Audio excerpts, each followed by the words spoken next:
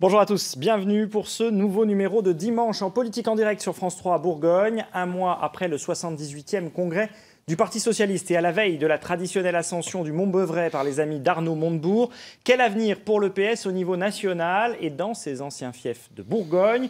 La ligne politique reste floue et le positionnement d'Olivier Faure, nouveau premier secrétaire, n'est pas perçu clairement par l'opinion. Aujourd'hui inaudible, le parti de François Hollande n'a pas profité du virage à droite du quinquennat Macron qui semble plutôt servir Jean-Luc Mélenchon. Le PS a-t-il encore un avenir? Y a-t-il un espace politique entre Macron et Mélenchon? Avec quelle ligne et quel leader pour l'incarner? On en débat ce matin avec mes invités, tous membres du Parti socialiste, ayant d'ailleurs des fonctions au niveau national. Jérôme Durin, bonjour. Bonjour. Vous êtes sénateur de Saône-et-Loire. Vous avez apporté votre soutien à Olivier Faure lors du dernier congrès du PS, mais je rappelle aussi que vous êtes un proche d'Arnaud Montebourg. Alors avant de donner la parole aux autres invités, être socialiste aujourd'hui, sous l'ère Macron, ça veut dire quoi ? Ça veut dire continuer le travail du Parti socialiste depuis son origine. C'est promouvoir la justice sociale, permettre l'émancipation des individus, essayer de développer les territoires, enfin tout ce que ne fait pas Macron, quoi. Océane Charret-Godard, bonjour. Bonjour. Vous êtes vice-présidente de la région Bourgogne-Franche-Comté. Vous avez été nommée secrétaire nationale du Parti socialiste par Olivier Faure. C'est donc lui que vous défendiez lors du congrès. Qu'est-ce que c'est être socialiste pour vous aujourd'hui, en 2018 ? Aujourd'hui, être socialiste, c'est d'abord être humble. C'est faire preuve d'humilité parce que aux dernières élections, c'est 6%. Donc nous sommes humbles. Et puis c'est être profondément déterminé à travailler autrement et à travailler ensemble. Ça veut dire que vous avez manqué d'humilité par le passé, notamment sous le quinquennat Hollande ? C'est pas ce que j'ai dit. Je dis qu'aujourd'hui, en tout cas, on est humble. Voilà. C'est de l'humilité, c'est de la détermination et c'est la volonté de travailler ensemble pour projeter, pour se projeter et pour avancer surtout. Denis Lamare, bonjour. Bonjour. Vous êtes conseiller régional de Bourgogne-Franche-Comté. Vous avez soutenu, vous, Emmanuel Morel, l'aile gauche du parti, au congrès du PS. Vous êtes également un proche d'Arnaud Montebourg. Être socialiste aujourd'hui, encore une fois, après un an de présidence Macron, ça veut dire quoi ? Je crois qu'être socialiste aujourd'hui, c'est ne pas oublier qui on est et d'où on vient, pour qui on se bat. Nous sommes le parti de l'abolition de la peine de mort, de l'invention des congés payés, des conventions collectives qui protègent les salariés. C'est notre rôle de protéger les gens les plus modestes. Il ne faut pas l'oublier selon vous, et ça veut sans doute dire que pendant le quinquennat de François Hollande, on l'a un peu oublié ? On va en parler. Certainement. Antoine Noireau, bonjour. Bonjour. Vous êtes premier secrétaire de la section PS de Dijon. Vous avez soutenu Stéphane Le Foll au congrès du PS. J'ai envie de dire, vous êtes le légitimiste de la table. Être socialiste aujourd'hui, ça veut dire quoi ? Être socialiste aujourd'hui, c'est se battre pour les gens qui gagnent 1 200, 1 300 euros par mois. Voilà, c'est se battre pour ces millions de salariés qui aujourd'hui rencontrent des difficultés dans leur quotidien. C'est se battre dans les collectivités locales comme au niveau national pour essayer d'améliorer le quotidien de ces gens. Et puis c'est s'opposer aussi à la politique du gouvernement, notamment à ce président des riches qu'est Emmanuel Macron. Merci à tous les quatre d'avoir accepté cette invitation en direct ce dimanche. Vous qui nous regardez, vous pouvez bien sûr commenter sur les réseaux sociaux cette émission et les propos de nos invités avec le hashtag #DimpolBourgogne. Alors, est-ce que ça a encore un sens dans ce monde d'Emmanuel Macron d'être socialiste ? Est-ce que finalement il laisse encore de la place ? Océane Charret-Godard, vous qui représentez finalement la direction du PS autour de cette table, est-ce que ça a encore un sens ? Et quel sens vous allez bien pouvoir lui donner, sachant que Emmanuel Macron laisse assez peu d'espace à ses adversaires, il faut bien le dire.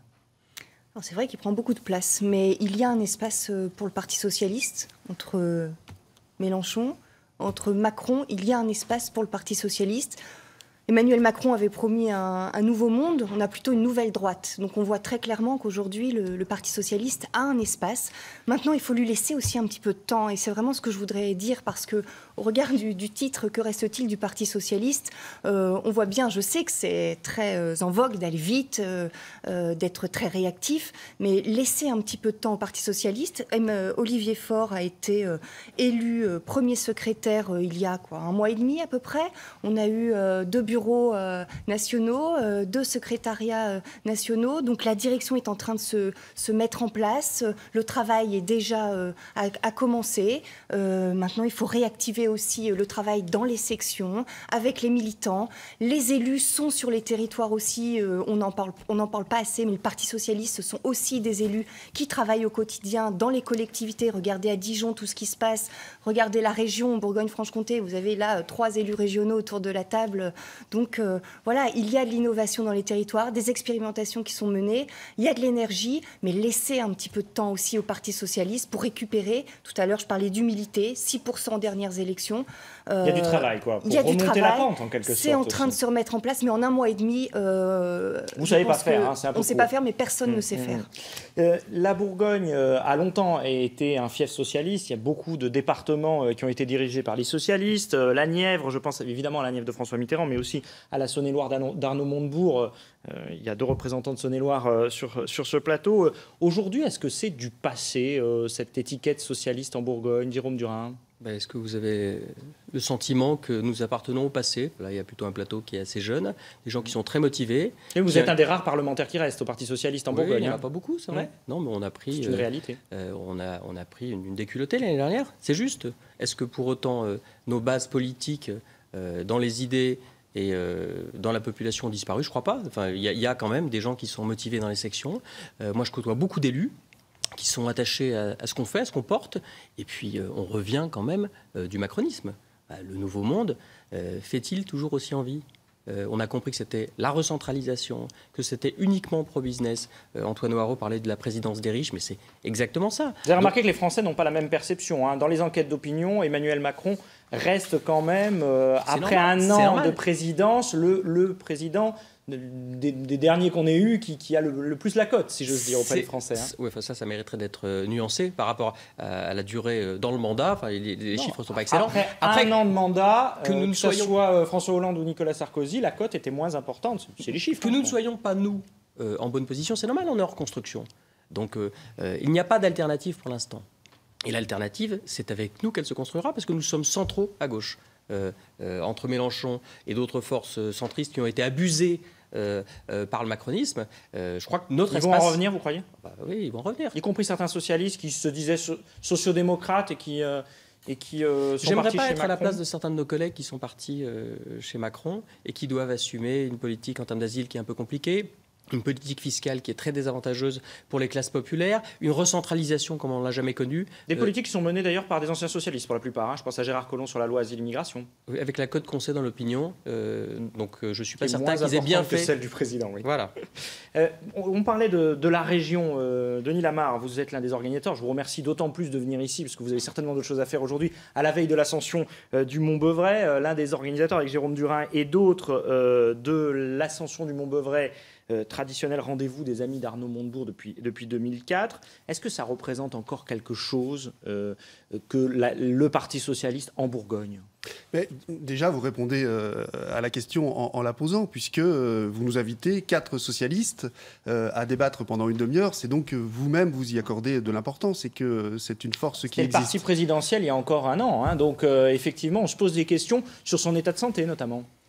Écoutez, on va plutôt bien. Regardez les sourires que l'on affiche aujourd'hui entre Même si c'est pas facile tous les matins. Alors peut-être revenons au Mont-Beuvray, puisque c'était la question que vous posiez au départ. Vous Ça savez, quand on a pris nos baskets pour monter le Mont-Beuvray la première fois, c'était en 2004. Juste après la période de canicule et le gouvernement Raffarin qui avait décidé de supprimer le lundi de Pentecôte. C'est pour ça que nous avons fait cette manifestation à l'origine. Aujourd'hui, vous me posez la question du sens. Cette manifestation a bien entendu un sens puisqu'on nous parle de nous supprimer une 2e journée de solidarité. Au nom de quoi? Alors que par ailleurs, on vient de faire des cadeaux fiscaux énormes en supprimant l'ISF à toute une partie de la population qui, elle, n'a pas à mettre la main à la poche pour nos personnes âgées. Regardez dans les maisons de retraite ce qui se passe. Là, le lundi de Pentecôte a été fait pour alimenter la CNSA, la Caisse nationale de solidarité pour l'autonomie. Dans laquelle, d'ailleurs, le gouvernement a pris 100 millions au mois de novembre dernier pour équilibrer les comptes généraux. Et on voudrait, au nom des cadeaux fiscaux, à nous, les salariés, les travailleurs de ce pays, leur demander de faire des efforts supplémentaires. C'est ça qu'on veut dire. Mais quand on voit la situation dans les EHPAD, etc., quand on voit le vieillissement de la population, la question de la dépendance qui est toujours pas réglée, on se dit qu'il va bien falloir trouver l'argent quelque part. La dépendance. Le gouvernement Sarkozy avait déjà fait l'étude du 5e risque. Hollande a fait la même chose. Le 5e risque, ça vaut 5 milliards d'euros. 5 milliards d'euros, on règle la question de la dépendance pour nos parents, et puis nous, quand on sera nous-mêmes en maison de retraite. Pendant ce temps-là, on ne veut pas régler le problème de la dépendance et on vient de donner 4 milliards de cadeaux fiscaux d'ISF, alors qu'on aurait pu très bien, en une seule décision, régler cette situation dans les EHPAD. Donc vous nous dites pas de deuxième jour de solidarité Ah non, pas de deuxième, rétablissement de l'ISF pour les personnes âgées. Arnaud Montebourg sera là demain? Parce que la question se pose et la dernière fois que je vous ai eu au téléphone pour en parler, j'ai pas eu l'impression que la réponse était très claire. L'année dernière, il ne devait pas venir, il est venu au dernier moment. Et là, pour l'instant, on a répondu qu'il était sur d'autres sentiers. Belle formule, mais ça ne répond pas à la question. En tous les cas, nous sommes des bébés Montebourg avec Jérôme, avec d'autres. S'il n'est pas là, ces idées seront là. D'ailleurs, ces idées sont sur la table. Vous ne répondez pas à ma question. On ne sait toujours pas s'il viendra ou pas. Ça, sur d'autres sentiers, il ne sera pas avec nous demain, mais peu importe. Le flambeau ne doit pas rester dans la poussière. Nous, on est là. Et en tous les cas, les thèmes qu'il a portés depuis toutes ces années sont sur la table. On reviendra à ces questions et à l'incarnation de ce projet socialiste dans quelques instants. Océane Charret-Godard, on parlait des fiefs. Il y a un des fiefs depuis quelques années, c'est la région. La région aujourd'hui est présidée par Marie-Guilde Dufay. Vous en êtes une vice-présidente. Est-ce que Marie-Guilde Dufay, elle a toujours sa carte du Parti socialiste actuellement ? Elle a soutenu Emmanuel Macron à l'élection présidentielle. Est-ce que c'est bien clair ? Est-ce que la région est socialiste ? La région est socialiste, on vous le confirme. Quand on met en place et quand on milite et qu'on mène des actions pour la culture, pour l'emploi, la formation, en priorité des femmes et des hommes sur les territoires qui sont éloignés de l'emploi, pas ou peu qualifiés. La transition énergétique aussi fait partie de nos piliers. Oui, nous sommes socialistes, nous sommes de gauche. Marie-Guilde Dufay a sa carte au Parti socialiste. Non, je ne sais pas pourquoi je serais gênée. Parce qu'elle a soutenu Emmanuel Macron pendant la campagne de l'élection présidentielle. Ça gêne peut-être plus Denis Lamare ou Jérôme Durin ? Écoutez, moi je suis président du groupe majoritaire à la région. Je sais que c'est une majorité de gauche, qui est attachée à des valeurs de gauche, qui conduit une politique de gauche. Et vous allez voir dans les prochaines semaines que les marqueurs de gauche vont être présents dans notre action régionale. On cherche à s'adapter au contexte institutionnel qui est très difficile pour les régions. Je parlais de recentralisation. Les menaces qui pèsent sur les compétences qu'on exerce sont extrêmement fortes. Dans notre combat, ce n'est pas entre nous pour savoir qui est plus à gauche ou qui l'est moins, c'est plutôt de savoir comment on continue à porter nos politiques de gauche avec une contrainte nationale, une contrainte de l'État, une contrainte de recentralisation qui nous accable. Mais ne vous inquiétez pas, la région est à gauche. Donc plus de bisbilles entre vous sur qui a appelé à voter Macron, qui n'a pas appelé... Ça ne vous gêne pas quand même un peu, Denis Lamare ? Non, mais la vraie question, c'est qu'on a été élus ensemble sur un programme. Donc sur un projet pour les Bourguignons-Franc-Comtois. Tant pis si certains sont un peu macronistes. Ce qui compte, c'est qu'on applique ce qu'on a dit, qu'on fasse ce qu'on en a promis. Voilà, c'est là-dessus qu'on doit être jugé et qu'on doit se juger entre nous d'ailleurs. Pour moi, c'est ce qui compte en effet. C'est pas de la langue de bois là. Non, on a un projet qui est clair pour les Bourguignons-Franc-Comtois. Je pense que les habitants commencent à voir quand même ce qui se passe. Sur la culture, on est une des premières régions de France aussi offensive sur le domaine de la culture, sur le vivre ensemble, sur la formation des demandeurs d'emploi. Vous allez voir ce qui va se passer sur les transports scolaires. À chaque fois, la majorité régionale a des engagements, elle va jusqu'au bout de ces engagements. Il faut savoir, quand les élus respectent ce pourquoi ils ont été élus, vous nous dites oui, mais est-ce qu'il y aurait des bisbilles ? Puis quand les élus ne respectent pas ce pourquoi ils ont été élus, vous dites c'est pas bien, vous ne faites pas votre programme. Là, en l'occurrence, à la région, le programme, il est mis en place et c'est ce qui compte. Le programme, il y a un contrat clair avec les électeurs. Non, il y a un contrat clair avec les électeurs. Vous êtes tous les quatre autour de la table et vous nous dites qu'il y a une autre politique possible. On est là pour parler de l'avenir du Parti socialiste. En l'occurrence, aujourd'hui, c'est pas la question. Il y a une autre politique possible que celle d'Emmanuel Macron.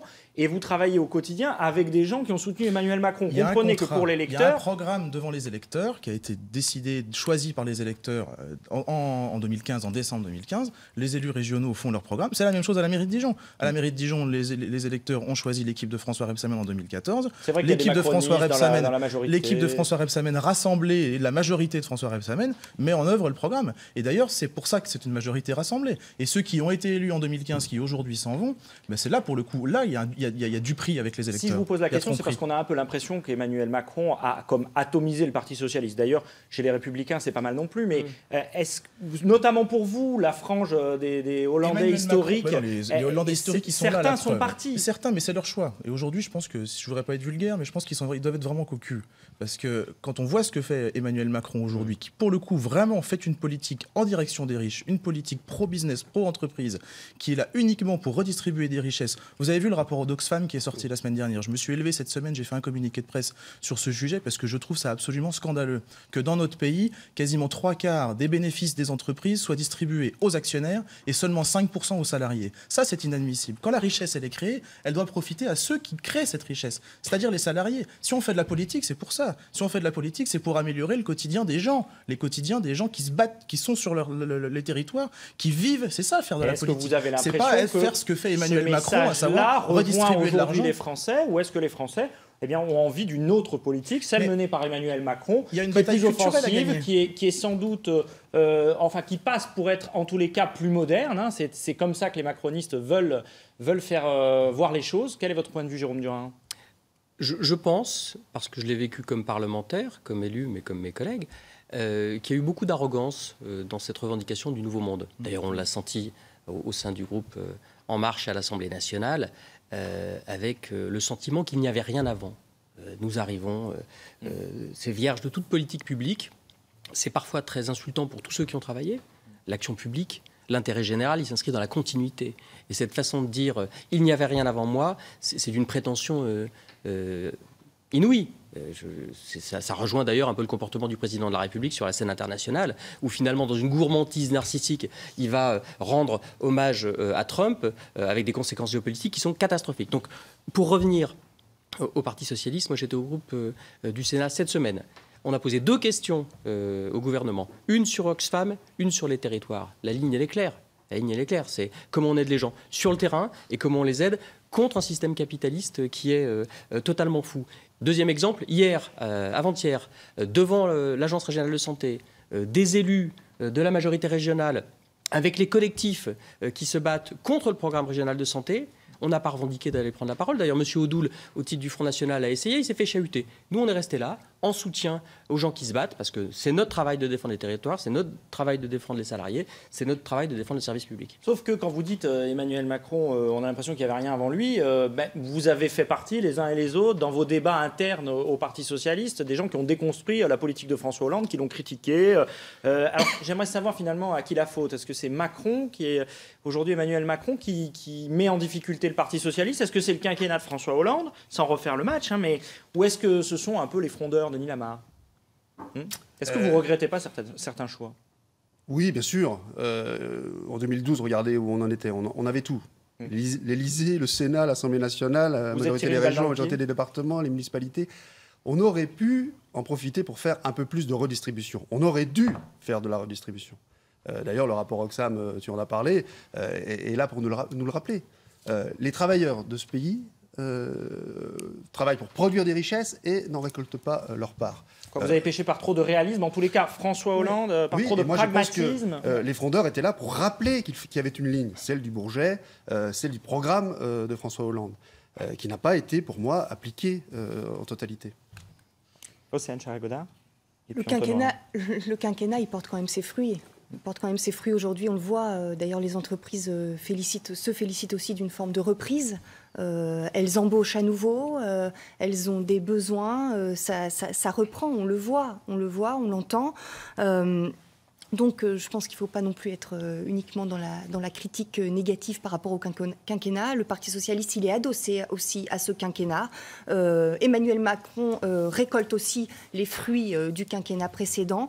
Voilà, et François Hollande le rappelle encore dans un livre. Sauf que je voudrais aussi revenir sur ce que vous disiez tout à l'heure, sur le fait que les Français sont plutôt satisfaits de la politique d'Emmanuel Macron. Il y a un sondage qui est apparu début mai qui précise bien qu'il y a 72% des Français qui jugent comme étant injuste la politique économique d'Emmanuel Macron.